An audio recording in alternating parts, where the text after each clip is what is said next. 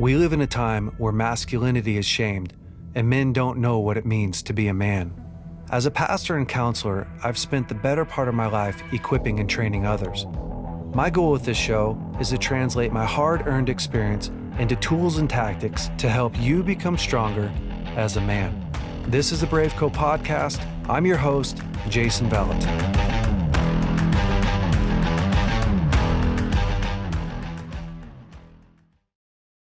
Hey BraveCo men, this week's episode is from a teaching that I did with Danny Silk on his KYLO University. So I really hope that you enjoy it, and I will see you next week. All right, we're going to go into Q&A, and Jay, hey, I'm going to let you facilitate it. You're the man, you know what you're doing. Kelly, you were the first one with your hand up, girl. That was fast. Hello, thank you. My mind is, yes, this is a lot of new information for me.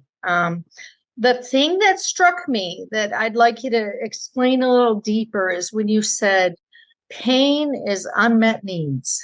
That statement went like this, but I'm not sure I understand it. Yeah. So, I mean, if you think through it, like when your needs go unmet, it leads to pain. So we can start there, right? We know that that's a sound principle. And think about marriage. Are you married? Yes. Okay. So inside of a marriage, it's like that's definitely probably the biggest causers of divorce is I've got all these unmet needs, whether you're telling me them and I'm not meeting them, or I don't know how to communicate my needs to you. And therefore I'm just in a marriage that's very one-sided. And it's like, well, that every time, 100% of the time is going to lead to tons of pain in your life. It's the same thing. If I keep going back to this one just because I think all of us could put ourselves in the shoes and go like, wow, if you were a child and you grew up in a home where you were abused physically and emotionally, it's not just the abuse, but it's what also didn't happen to you that is so painful, right? It's like you called me stupid, you put me down, you physically hit me, but you also didn't care for me. You also didn't want me. You also didn't spend time for me. What's wrong with me? And I'm not saying every single bit of pain ever is an unmet need. I mean, sometimes pain is literally, I hurt myself, or you called me a bad name, and like that's really painful. But oftentimes, especially when we're talking about how to heal pain, now you have all these unmet needs, right? Because if your dad called you stupid and like, that's my dad's story. My dad was called stupid ass by his dad. That was his name. His dad called him, his stepfather called him stupid ass all the time and physically beat him. Okay. So what's the pain? Well, there's lots of pain. One was the physical and emotional. The fact that his dad was calling him names and beating him was obviously a ton of pain. But then on the flip side of that is I didn't have a dad to love me, to nurture me, because the physical pain's gone, right? So his dad beating him, that's gone. That's already been healed physically. Now, emotionally, what's the pain that he's bringing to God? Not the fact that his dad called him a name. My dad called me a name. I feel so hurt that my dad called me a name. It's actually the fact that dad didn't want me, that he wasn't there for me, that now I don't have a dad. Like, that's the need. Does that make sense? Yes. And so it's not just, and a lot of people get stuck on the fact that somebody did something to them. It's like, well, there's a measure of healing that needs to happen there, but the bigger pain is the need that's now come out of that. What is underneath that? What did that uproot? Is I'm not safe. I'm not being taken care of. Who's going to love me? I'm a piece of trash. Is the identity behind having a dad that doesn't want you, doesn't only sees, whatever. Does that help you to understand? Yeah. Christine's iPad.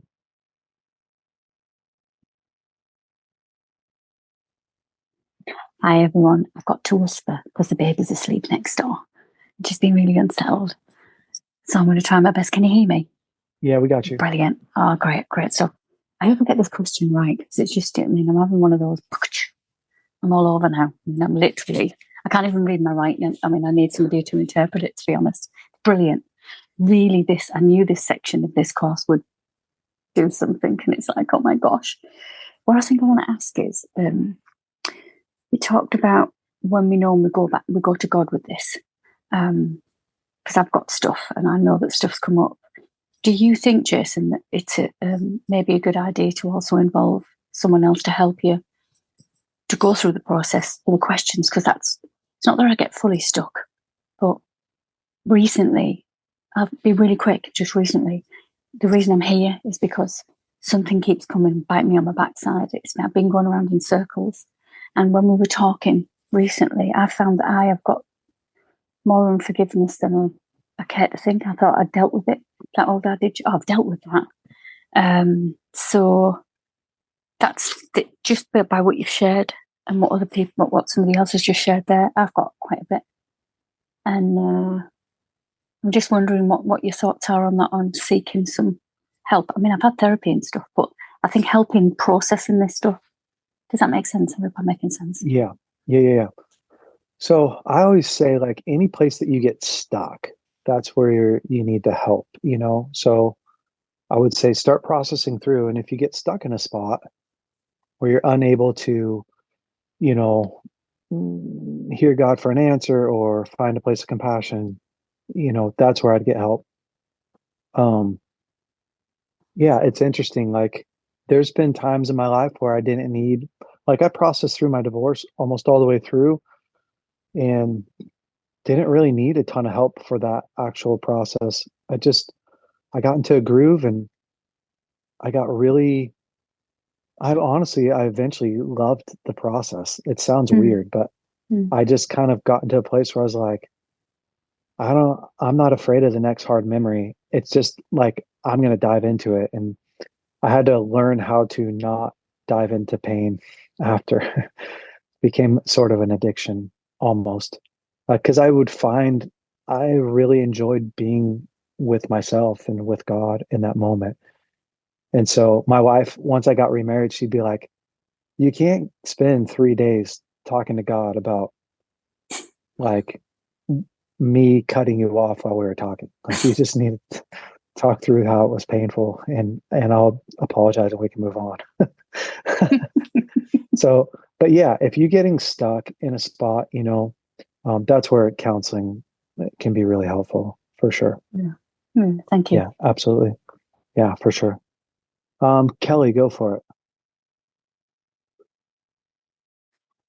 Yeah, hi. I wanted you to talk a little bit more about, you had said, what was it? The pain. I'm not afraid of the pain anymore. And so I've done a lot of work I was sexually abused and alcoholic family and yada, yada, yada. And God has, like, taken me through so many layers of it. Like you said, the onion, right? But it's like the current, like it's not the past stuff as much anymore. It's like when it's repeated, right? So, like, obviously they're not sexually abusing me anymore or anything like that, but my mom is not present. Like, she is still in that denial and just, and so walking it out in the current. Yeah. Making sense. Like, yeah, it's not like you don't forget the past, right? It's like you heal in it and it's like, okay, I forget. But then when it keeps getting, I feel like it's a scab that keeps getting reopened, and I want the scab to, like, fully, like, just but anyhow. Yeah. So again, it's back to an unmet need. I'm trying to get my mom to meet a need that she refuses to meet. She's just not capable of it. She's not capable of it. And if you stop there, right? Like, a lot of people stop there and they go on with their life, and it's like, well, that's a lot of pain. You have to process that pain. So that's a journal entry. I keep talking to you and you keep plugging your ears, telling me that you don't want to listen. Sorry, were you telling me to be quiet? Sorry, no, I have 3 little ones, 2 5-year-olds and a 3-year-old. Oh, you're great. No, you're fine. So No, so in essence, you're reliving that, right? As it you're s- it's triggering because that's what happened to you in your past is I'm experiencing something that I can't talk to my environment about. They don't want to hear it. Everyone's going living life as if it's fine and I'm not experiencing this thing that I'm really experiencing. And so I'm back to needing to process about how painful that is, about how neglected I feel. And I'm going to need to get down to the bottom of what is it that I really need from God. okay. So I've done that, but maybe it's just like, so for you, like if it's a repeated, it doesn't hurt anymore. Like the pain isn't, it's, No, I would set boundaries with her. yeah. Okay. So that's the next step is like, I don't have somebody in my life in a place where they're continually not meeting my need. So I change expectations. And I'm not saying never see your mom again. I'm saying don't put her in the spot where you need her and she can't give you what you need. Like you might have to find a different mom figure in your life to meet that need that can be there for you, like you obviously are for your kids, you know? So once you grow up, like parents aren't something that you are obligated. I mean, it's like honor your mother and father. Yes. Also, don't go sleep with wolves and allow them to just tear you up, right? So you're like balancing those two things. You got to put your mom in a different place in your life, and Well, maybe and we smoke. I have with myself, with my kids, it's a little, because she's in there, that's the part where it kind of struggles. But I think it's just more that I need to go a little deeper and see what that is and just take more time with it. So thanks for letting me process. Yeah, I think the sadness is that your mom was never there to actually protect you and take care of you the way that you were protecting and taking care of your kids, right? So that's the hardest, saddest thing that you're probably going to have to cry through, and so maybe it's a tiny bit deeper, and yeah, I'm sorry about that. Oh, it's God has used it in so many ways, but there's still that stuff sometimes. So, all right, Yeah, thanks. yeah, you're welcome. All right, Summer. Hi, Jason. Thank you so much. And I do want to say I'm so sorry for everything you went through, but your testimony is amazing and you're just helping so many people process so much pain for themselves. I do want to ask, is this the same type of thing that we could work through with our children? Like I do see one of my daughters does try to mask pain and anger and control and emotional type stuff. Is this something that it is safe to take her through, or what is your How old opinion is she? on that? She's 9. So I would go more towards like teaching her the core emotion wheel and how to talk through her emotions, right? And so, like, the connection codes is a great resource for this. The connection codes, like you can go to connectioncodes.com and download their core emotion wheel, which is really cool. And getting your kids used to talking about their emotions is obviously really helpful because your daughter can start in saying, I felt so sad today about whatever Joey who hit me. And just don't shut them down. Just dive into it with them. Like, oh, tell me about that. So a great phrase for, a parent is tell me about that. And so you can dive deeper into it. I just felt so angry, he wasn't loving me or wasn't taking care of me. And, in a lot of ways, you play that role of God for your kids that God plays for you at this point. And I'm not saying that you are God. So if people are listening to this, you're like, that's not theologically correct, but it is sound. So, your kids are going to relate to the Holy Spirit, how they relate to you, and they're going to relate to Father God, how they relate to your husband. And so you can do a lot of the work with your kids if you'll listen to them and, allow them to process their emotions and where they're at. Because now I know what they need. Like, oh, they got tore down at school, they're wondering if they're lovable. I'm going to go give them that piece. Oh, buddy, I know that it feels so painful to have someone reject you. But let me tell you that let me tell you what I think about you. And as they get older, let's talk about why somebody would tell that to you. And they can start to comprehend, like, hurting people hurt people. It's not actually about you, it's about them. And that's where it becomes a superpower, right? Is when they start to realize, like, oh, I'm getting bullied because this person's hurting, not because something's wrong with me. That's when your kids start to really, grow and get strong.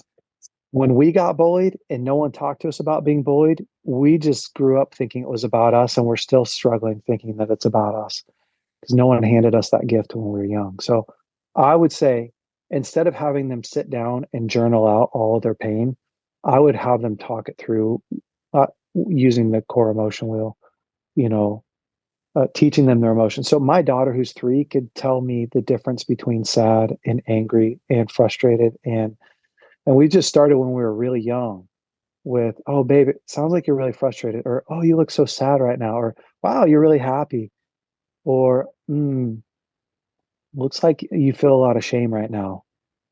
Tell me about that shame, and they get used to learning how to talk through their emotions. Okay. But is this the same thing? Like, if we know that there was a trauma that had happened a few years ago, same type of thing? So that's where with kids, I would go to a therapist. Okay. For sure. Okay. Yeah. Yeah. So that's where, like, a child play therapist or an occupational therapist, to actually help them process through. Because, like, my daughter, Riley, when she was 9, we took her to a child play therapist to help her work through the divorce stuff because she was acting out. And it was a God's lifesaver, because how they want to process is so different than us, Okay.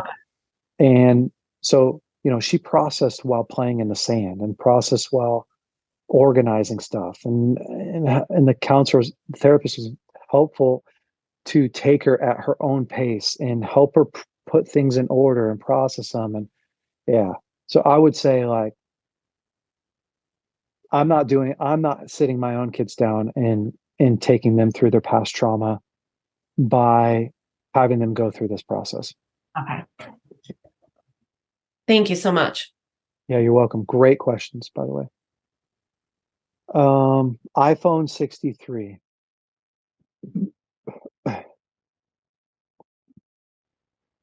No le pregunté si era de ayer, pero me aplanó 2 ahorita. I don't know this lady's name, but you're next. You are iPhone. Your screen says iPhone 63. That's Beth, I think. I'm iPhone 63. I had no idea. Sorry. Yes, ma'am, you are. Okay. Well, okay. My question is, everything you said was so good, but, and I totally agree, but, when you're in a marriage and the offenses keep happening, and, I was married to a man who grew up in an alcoholic home, and, there was a lot of stuff going on there. And, I would forgive, but then, like this afternoon, it's the same thing, or tomorrow morning, or the next day, and so life is so busy, and you're going and going, like you have children, a lot going on, and I didn't know how to do that. I thought I forgave, but then something else would happen, and and it was coming at such a pace because there was a lot of brokenness in his life too that he was unwilling to face. And so, I don't know. Do you have any suggestions? Yeah, I mean, you're living in abuse. You're living in active abuse. So, when you're living in abuse, it's not that you haven't forgiven, it's that you're continually being abused. And therefore, that you don't trust, and you shouldn't trust. I mean, why would you trust somebody that isn't managing themselves or you well? And so, yeah, I mean, lots of suggestions, like set healthy boundaries, read the boundaries book, and get really good at setting limits. And when they break the limits, there's consequences for that. Like, wow, I don't feel safe around you. And I mean, eventually the decision to get a separation would be their decision, not your decision. You know, they're Yeah. unable to manage themselves. So the, you know, forgiveness has nothing to do with, well, I'm in a continual place of abuse. I guess on some level, I wouldn't even say that you're not even staying current with the level of abuse. I would say that you can't have a healthy marriage uh, that's abusive. It just Yeah. doesn't happen. It's like, well, you can't have fresh water if there's salt water in it. It's no longer fresh. It's just salt water. Yeah. So, yeah, you definitely, if this was 10 years ago or whenever you're in your marriage, I'd say, yeah, you need to set some really healthy, hard limits. You got to get really good at boundaries, not ones that keep people out, but ones that are designed to keep people in. They also keep people out, but it's designed to keep people in. And learning how to communicate your boundaries to your husband and communicate your needs in a way that is loving and powerful. He may not respond loving and powerful to that, but that would be his choice, not yours. That would have been the way to move forward in your relationship. Thank you. You're welcome. All right, Dee Dee, you're up, girl. Hey, Jay. So we're very big fans of TC Bethel Transformation Center over here. And we're very grateful for your ministry and everything you guys do here at Casa Matthews. My husband and I, we love you guys very much. I have a two-part question, and you kind of unpacked it with Kelly because it's kind of similar. But it's in the context of spiritual abuse. And while we had the 5-minute break, I was going over the steps and went over step 3, which was what was it again? To find the theme. And just to give you a little bit of context, we left our church for 20 years past December, and they just had their biggest conference of the year.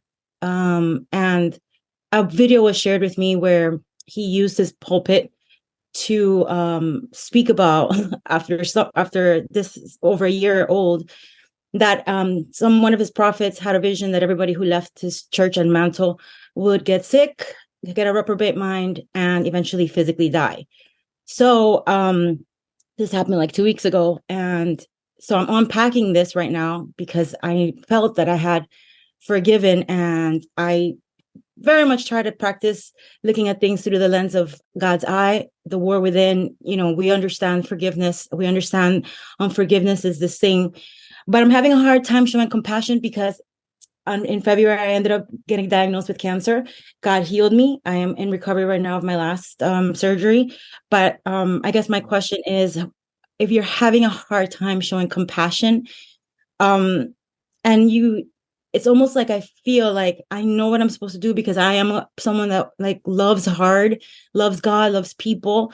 And I'm trying to really just show and extend compassion to this man and his ministry and his leadership.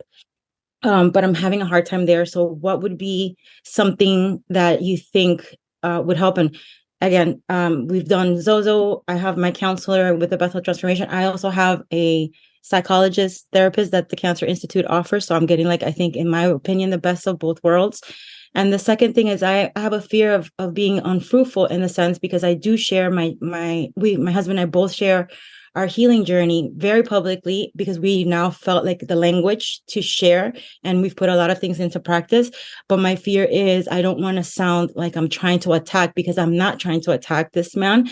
I'm trying to bring awareness there's a spiritual abuse, and that we were very much abused, and now we're being victimized, or in a way kind of made of an example, which is exactly the reason why when I first got the news of cancer, I waited until almost a week before my surgery to say anything, because the fear of man wanted to come back. And I did question, like, hey, did I get cancer because I got cursed by this ministry or whatever? So I'm sorry to unpack all this. It's just a lot, but you did answer a lot. I took down some notes about unmet needs. But I guess my biggest thing here is, how can I practice compassion or extending compassion? And should I continue to share because I'm not sharing from a place of hurt. I don't think I'm sharing from a place of awareness. So I'd love to hear your thoughts on this. Yeah. I think the compassion is naturally met when your need gets met. And so I think that, to me, I would say you may not have finished processing through, you may not have finished processing through just the pain that this has caused you and the need that you have, like from God, whatever that need is, it, God, are you going to restore me? Is my life going to be better? Am I going to walk with a limp forever? Right? Like, I think that's really what you need to get answered. Something like that, And I'll say this too, because I forgot to mention this. We can easily over process. So there is a rhythm to it. And to me, it's eat well, sleep well, exercise, have fun, and process once in a while. You can't process all week long. You can't. You can only process, I don't know, once or twice a week, max. And the rest, you need to eat well, sleep well, exercise, and have fun. Because sometimes we don't, sometimes we're having a hard time simply because we're not recharged. Life feels so tough and hard, and I'm slogging through it, and I feel like I'm drowning, and I can't get my head above it. It's like, yeah, friggin' stop processing. Stop trying to process yourself into feeling energetic. That doesn't happen. That's where we have to get in a better life routine and start to get some, like, okay, and I'm getting some momentum, life's getting better. And so I think that you've got all this stuff going on. You're in the middle of cancer, the surgeries, and you're in the middle of, processing with 2 or 3 different counselors. And plus you're on KYLO, like you're in this. I would say, like, worry about the compassion piece when you're in a better spot. You're probably trying to do too much. You're probably trying to lift way too much. Like, and same thing with your story. Like, share your story when it feels fun to share your story, and energetic and awesome and relieving. And I just have to because it's amazing. And like, you can't fight a battle on every front because Good. you'll lose all of them. So to me, I'd be like, let's get through the surgeries and get feeling good about your life. And then let's think through, do I need to share the story, and who would it help, and how would it glorify God? And if you can answer that question, then do it in a way that's great and glorifies God and is awesome while you're emotionally recharged. So I just think that you're not emotionally recharged, honestly. And I think that you could throw more cooks in the kitchen, but if you only got 4 burners, you can only cook 4 burners, And so I think you've got 9 cooks in a 4 burner kitchen, and you just gotta get through and get back to a place where you're loving life, and you've got some rhythm and some bandwidth. I think that we can easily over analyze our life and go like, man, I've got some unforgiveness towards this guy who's like, probably not. You're probably just really freaking tired. And if you'll know in a while when you're through the bulk of the surgeries and all that, you'll know, like, if there's a little bit left to be done, then fix it then. Awesome. Thank you so much. You're welcome. All right, Kim. I just wanted to thank you. That was amazing. I Yeah, don't you're have a welcome. question, but I wanted to give a testimony if that's okay. Yeah, do it. As long as it's 2 minutes or less. Got it. It won't be long, I promise. So I'm on here just because my marriage was kind of in stage one, where I was angry all the time. Like, I felt kind of like how I think Beth was saying, like, my husband's not abusive, but he just did not manage himself very well. And I always felt like I was just in it. I was hopeless. I was mad all the time. And just by doing these things, I didn't do exactly what you did, but I journaled a lot. And I learned really who God was instead of these lenses that I had of him. And because of that, like what I learned about myself was I was not expressing my needs. And what I learned that whenever my husband said or did something that triggered me, I learned to use that as a way to find out what I needed to be healed from. So whenever I got triggered by something he said, which for me, I never felt protected and I never felt adequate enough. Like I had a workspace mentality. So my husband would say something that I felt was critical, and I would go and journal and just write it down, and then figuring out like, oh, I think that God doesn't think I'm good enough. So I had to learn that lie, like learn to unbelieve that lie that God does think I'm good enough. And that's where I got, I think, the strength to go through it. And then, like you said, setting boundaries. And I just want to give people hope, because it's been 3 years since I started this journey, and my husband is turning around. Like boundaries helped. He's actually putting boundaries on me when I don't manage myself well. He doesn't follow KYLO. He knows none of this. And he is just completely changing. And he's not even honestly a believer. So I just want to give everyone hope that the compassion will come, the time will come. And now I see, and God told me too, like how Dee Dee said, she doesn't feel compassion yet. It took me forever to feel compassion for my husband. And the other day, God just told me, handle him with care. Like he's hurt too, but he just doesn't know how to handle it. So just, triggers are a great way to find where you need to heal from. So that's all I wanted to say. So and true. Thank you so much for all you do. Absolutely. Great word. All right, Danny. Hi. I have 3 questions. Number 1, how do you view pain now? Second, how does God view pain? And third, I have pain in the area of my stomach mainly, but I know it's emotional pain. But I don't know what it's from, but I feel it very I feel it physically. So if you have any thoughts on that, because I usually feel the pain and I'm like, okay, what am I gonna do with it? Like I'm asking God, I'm asking my mom or something, what should I do with it? Sometimes I hug myself, or I never did that in the past, but yeah. Yeah. How do I view pain?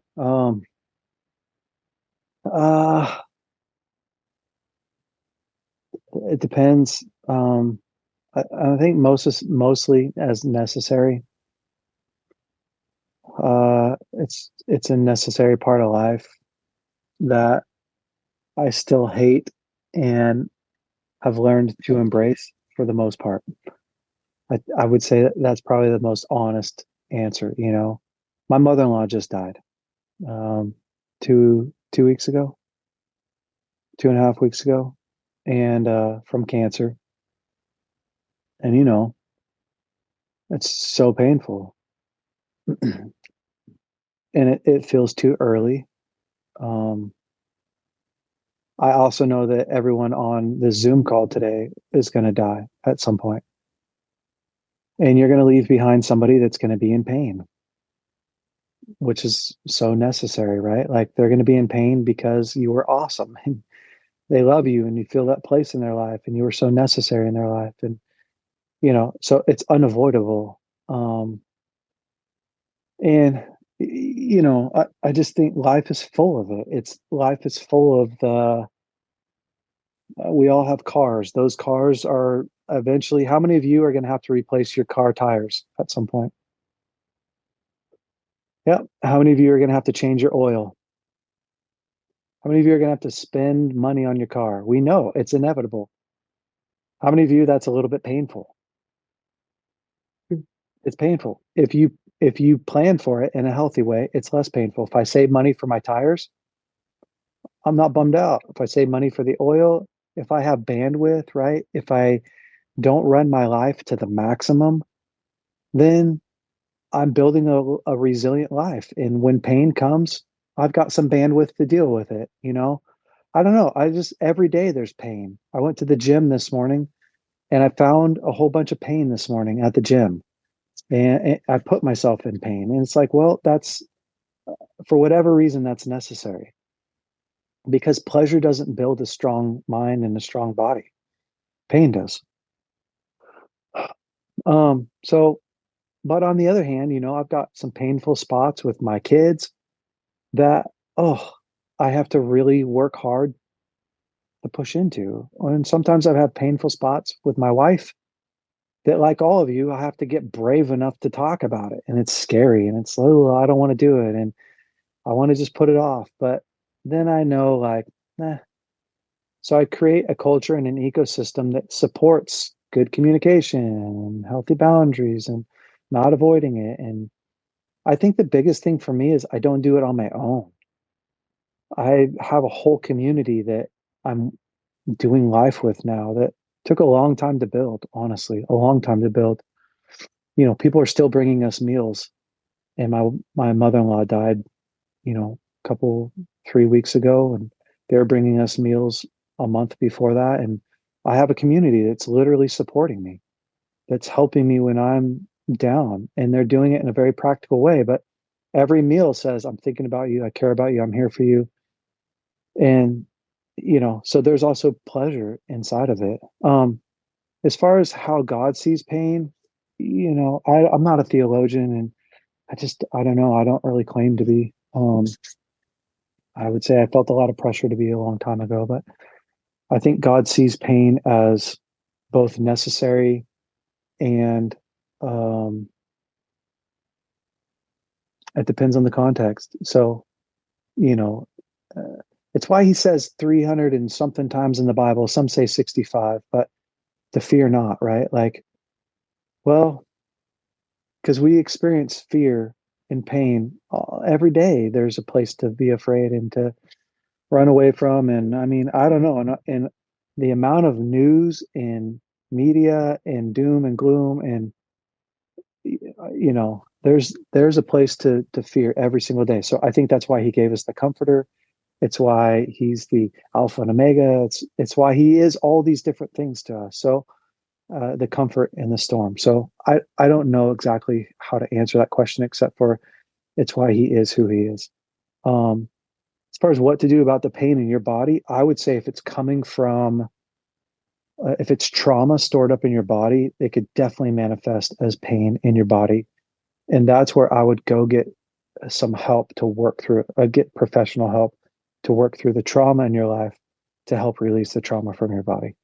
So that's what I would do. Is trauma can definitely get stored up in your body and create pain.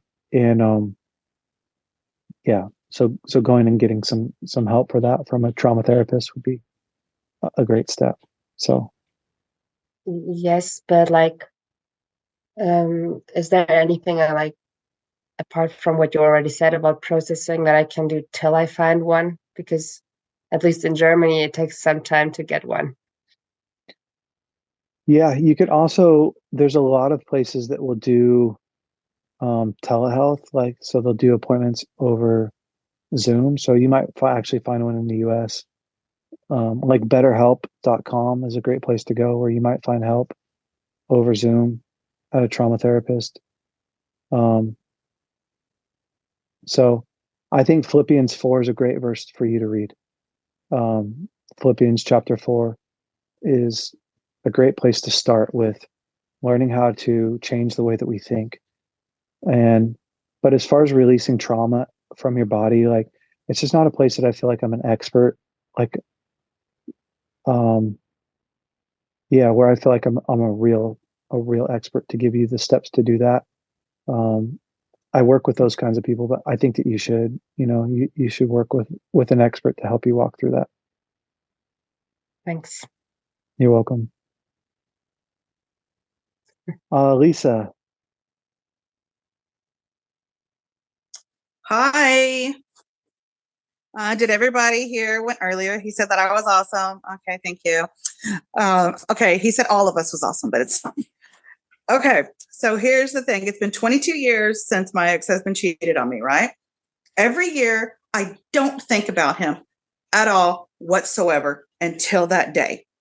When that day comes around, every year, it's crushing.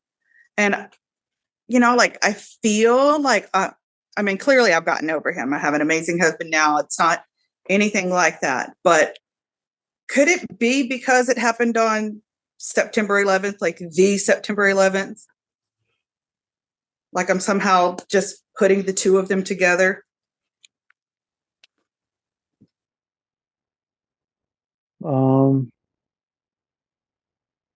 It's really interesting. It's an interesting question, you know. And again, like I'm not a trauma expert, so I don't know if it's like I'm linking this with this. It was just a really horrible day in my life.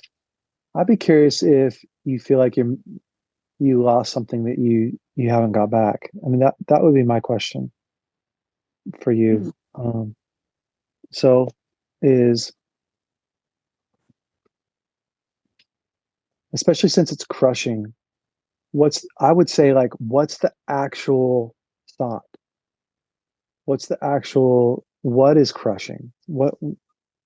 It's not just like you wake up and you're like, ah, I'm crushed. It's September Right. 11th. It's like, is that the day that was it actually September 11th? Like the actual, yeah. Yeah. So I was it's trying, like, and I what's, didn't know what it was. So it was like, big deal. yeah, well, it's like this. When you have a little kid and they come home from school and they're like, everyone got to swing except for me. And you're like, it's not a big deal, no big deal. Well, that's their whole world. Right. That's that little kid's whole world, right? And so when we look at our past self and go like, what's the big deal? And I know you're not necessarily doing that to you. I'm teaching from this point. I feel you. Like, well, it obviously clearly was a big deal. I wonder how big of a deal it was to you. And I wonder if you got a pen and a piece of paper and started to write down, instead of just like, it's really crushing, I'm just going to move on with my day, I'm going to go out with my husband. If you actually just stopped and started to write down, like, what was that like for you? What happened to you on that day? Your whole world collapsed. Yeah. Your sense of security, your sense of safety, are you ever going to live again? Is the world ever going to be the same? Is the world that you know it ever going to exist? And it may just be that piece of you that's still stuck back there. So good. Okay, thank you. Yeah, need some care. That would be what I would say. Thank you so much. You're welcome. All right, Marcus, what's up, man? Hey Jay, thanks for coming in. So I don't really know the full way to ask this question, so stay with me for a second.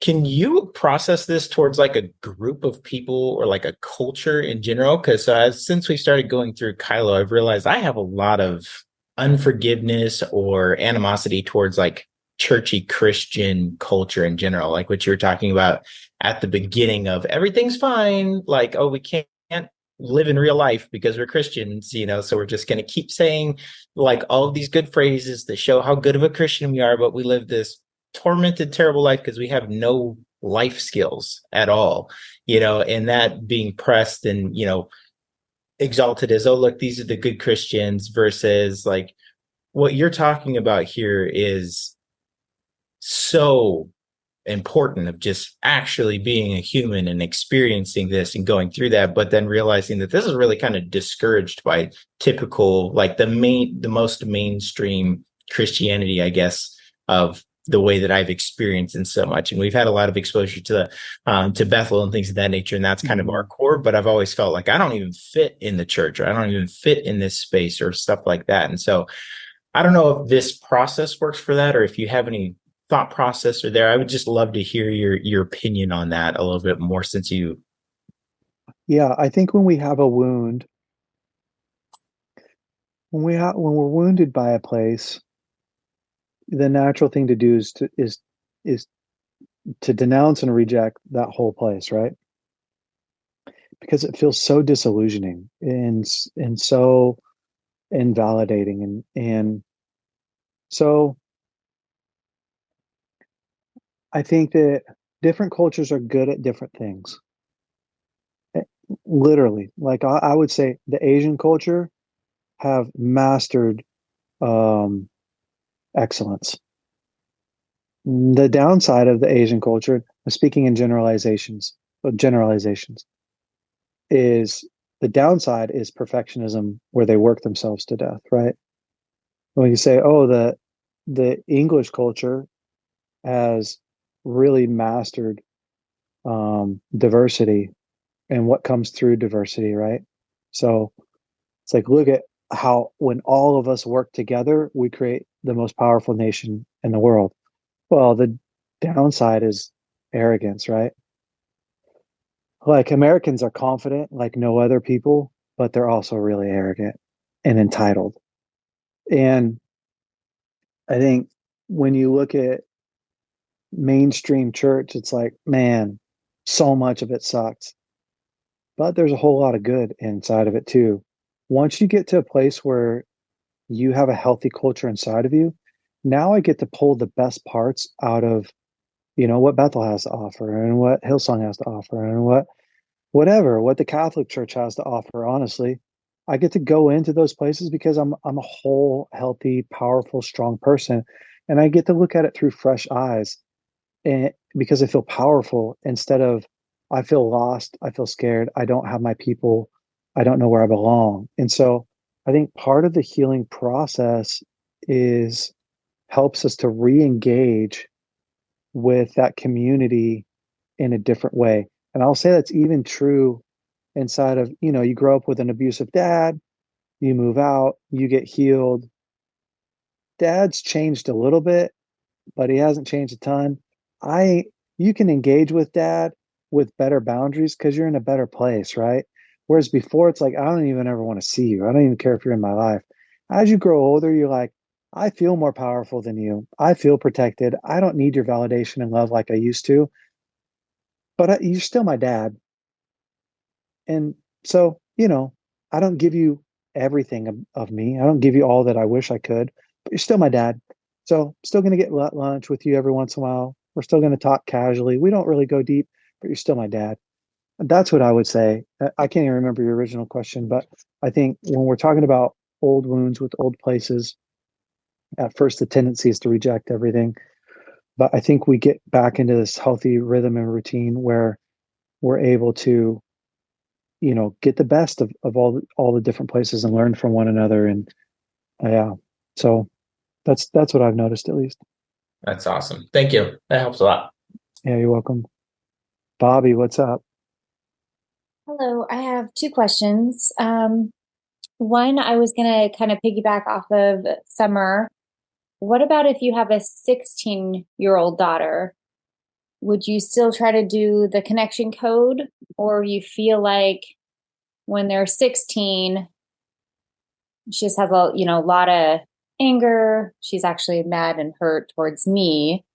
What kind of advice would you give? And then I can tell when you were talking about unmet needs, I'm thinking that's what she has. Oh my gosh, I can't talk. What would you say are our needs? Like, I kind of started writing down the need to not feel rejected, the need to feel protected, the need to feel good enough. What would you say are some other main needs of what kind of brings us pain? Yeah. Okay, give me the first question again. Okay, so my 16-year-old daughter, so it's probably 4 years ago, she feels hurt from me. And when I'm hearing you talk about needs, I'm not meeting her needs somehow. Would you recommend with Summer, her daughter was 9, and you said do the connection codes? Do you feel at 16 when I don't have a relationship with her, if I asked her to do something, she'd just say no? Yeah. What would you do for a 16-year-old? She won't go to counseling. So I'm kind of pretending like I'm, not God, but I'm trying to learn. And then I just try to work with her, but there's not a good connection. So would you say 16-year-old is the same as a 9-year-old where you just try that connection code? Or what would you do if And a you said 16-year-old she won't go to counseling? Oh, no. Like if I tell her, she'll do opposite of anything I tell her to do. There's just no relationship. There's just a lot of. Do you know when did everything change? I would say during COVID, there was just, a lot of emotions, that sort of thing. She did have a long concussion. So I think maybe that frontal lobe, the concussions just, I mean, it lasted 9 months. Yeah. Are you married? Yeah. Yeah. She loves my husband. Okay. But just, yeah, it's not a big fan of her mom. Okay. Do you know what it is? Do you know why? She just says that, like, she'll kind of use typical teenager talk, like I'm narcissistic. And I've been doing KYLO for quite a while. And so when I am providing boundaries, I try to be nice about them. I walk on eggshells, that sort of thing. She just says that I'm selfish. She just doesn't like me. Got it. Okay. Great. Oof. Kids are tough. I'm so sorry you're going through that.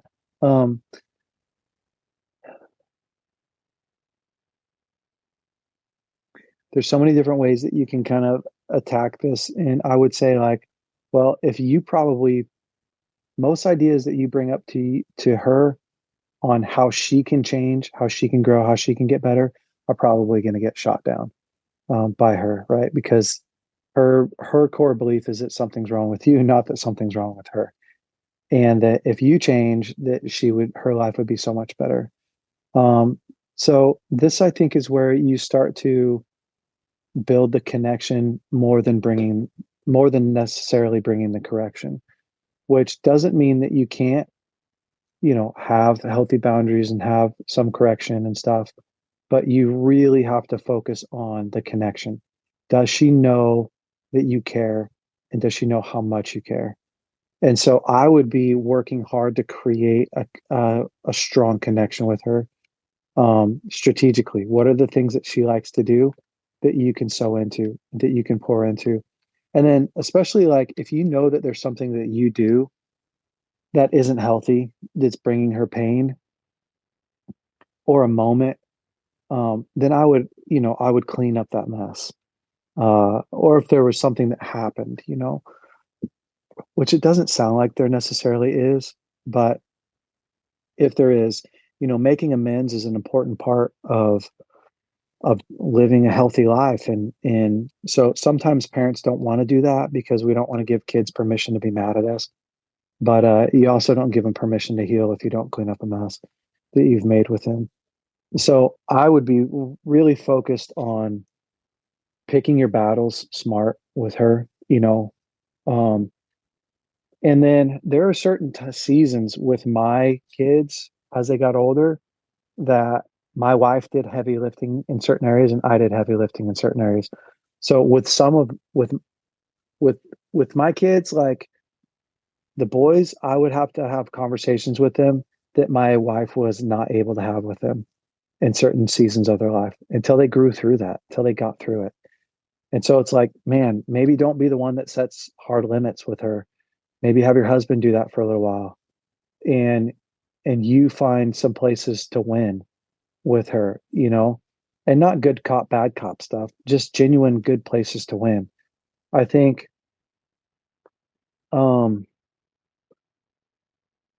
you can absolutely implement some of the connection codes with them, especially if you and your husband implement it together with yourselves first. So again, the idea isn't, so you're broken. There's some things that need to be fixed in you, young lady. You're just going to get tons of pushback. If your husband and you adopted the connection codes and it really worked for you, then it would be like your husband could introduce it, to your daughter, and you could just reinforce it in a healthy way. So I think when kids go through a really tough time, 14 was a super tough time for your daughter, and going through COVID and all that stuff. I think that she's probably looking for someone to blame. And I do think, like, yeah. So giving her a place to, what she really needs more than anything is a place to connect to. So we've had to do that with all of my kids. There's been different seasons when my kids growing up my kids went through a divorce. So, they were just in tough, painful places, and they were angry. And they were angry at me. And I'm like, I didn't leave, but I get it. You're just angry. So I get it. And I can love you where you're at. So it's like I set boundaries when I had to, but I also worked really hard to build that connection, really hard. And sometimes my wife had a much stronger connection with him, with my, with the kids, my new wife. And so I would lean on her a lot, like to build that key. I would just build, as long as they're connected, to one of the parents, strong. That was great. So she had some hard conversations with him that I couldn't have, and vice versa. Sometimes I'd have hard conversations that she couldn't have. So, the other piece is your husband may be able to frame going to see a counselor differently than you.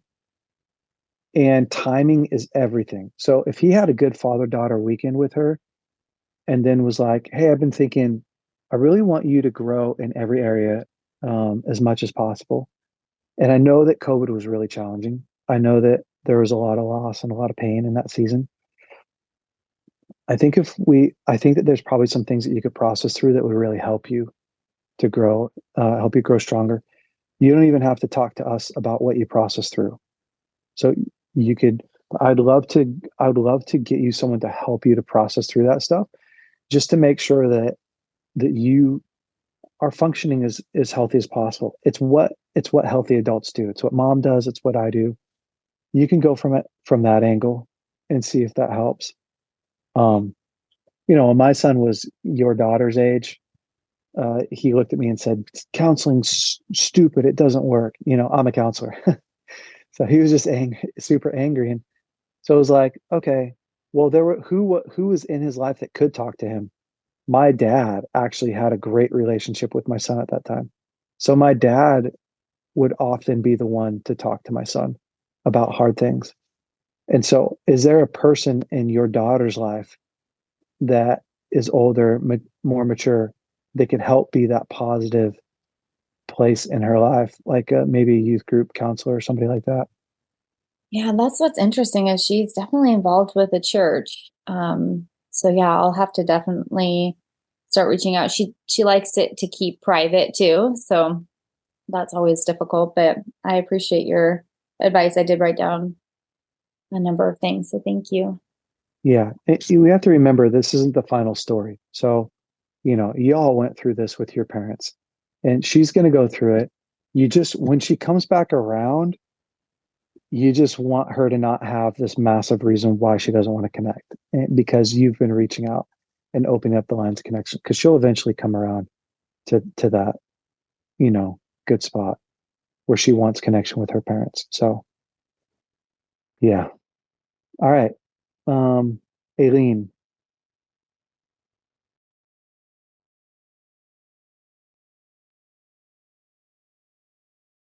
Oh, you're muted, girl. Give me 5 seconds to walk into my room real quick. Hang on. 1, 2. No, you're good. No problem. Hang on. Sorry. I just got home. Hold on. You're great. Take your time.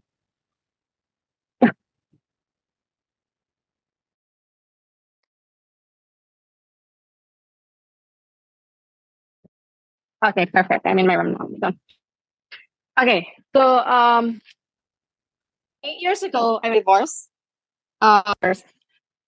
My husband passed away, and it was hard. Then we were from Hawaii. It was a drowning accident. There was no body found, so grieving was hard. I was robbed of my grief because everybody said, "Well, with your divorce, you don't have right to grieve." So it took years and years of healing. And, when you said journal a lot, I've been journaling a lot since then. Last year during the holidays, because this happened around Thanksgiving, I sat through my pain, kind of like how you said, process it. And I allowed myself to sit with my pain. What that looked like was me in a journal and a Bible, laying in bed and allowing myself to feel the pain, journal about it, talk to God about it, and ask God, okay, where am I at? And I feel like we're in a jubilee year. This year makes 7 years since my husband passed. Our daughter actually became suicidal. I had to 5150 her last year.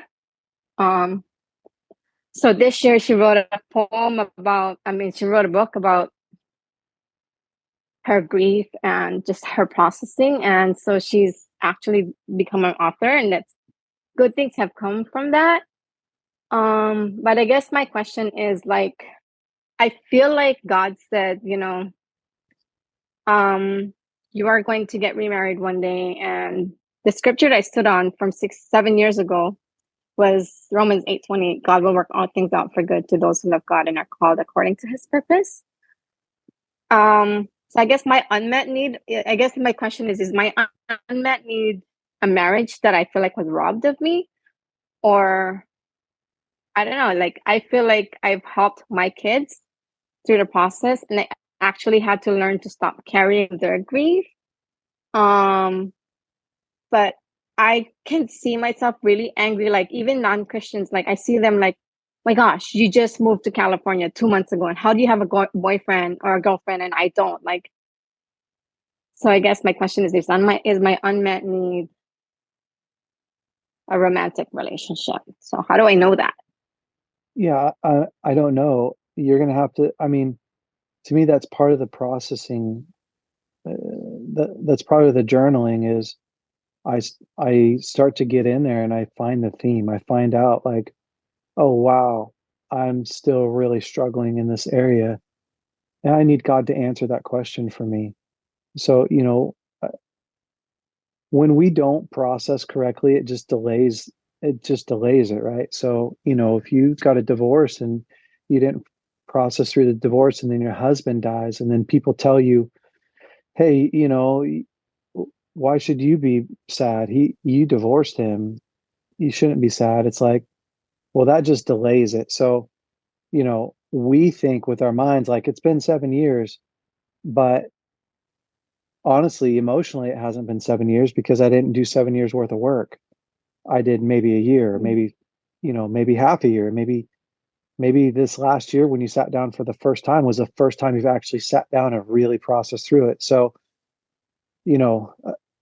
it's and that goes for all of us, right? It's like, man, if you did a lifetime of childhood pain and you never sat down and processed it, well, that wasn't a lifetime ago. You're still living it. That's what's running your life. That's what's making you, that's the trauma that you feel. So you're you're going to be the only one that knows ultimately what is the real need. And it's not going to be one. I had hundreds of them. Again, every painful memory that I process through, I have something that I need from God. There is something I need. So a lot of people journal, but journaling isn't necessarily processing. It can be, but sometimes journaling is just journaling. Sometimes you don't actually get deep enough journaling. And so, people write down stuff and then they get up and go. It's like, well, did you get anything from God? Did you actually find out what it was that you really needed and go all the way to the end with it? So that's what I think is going to be really helpful, is to make sure that you've gotten all the way to the end of the processing. So again, don't go drum up old stuff. But I think when you feel sad or when you feel lonely or when you feel pain, just take a second and go, oh, what's actually happening here? And that's where you can journal into that and find out what's really going on. Does that make sense? Thank you. Yeah. And I've been processing a lot of it through spiritual direction too. I've been getting a lot of spiritual direction for the last 4 years. So that's been really helpful. And I think for me, it's more, I know that bitterness comes from, I feel like I was robbed of my marriage. And I'm not even angry at my husband for, what he did. And, but I'm more like, and I know that's envy. That's probably just the sin of envy. Like, okay, that's the enemy thinking, wanting me to believe the lie that you're never going to get what you want. So, thank you. Yeah, you're welcome. Guys, thank you so much for this time. I appreciate all of you. Yeah, I love being on here. Hey, BraveCo men. Hopefully you loved this week's episode. Listen, if you have not subscribed to our podcast, you are already behind. Go ahead and click right here to subscribe to our podcast. And if you have not watched last week's episode, you can click right here and watch last week's episode. And listen, if you want to upgrade your wardrobe, you can check out some of our new hats that we have in stock and all our other swag. Go to braveco.org and you can look at our store there. Have a great week. We'll see you next week.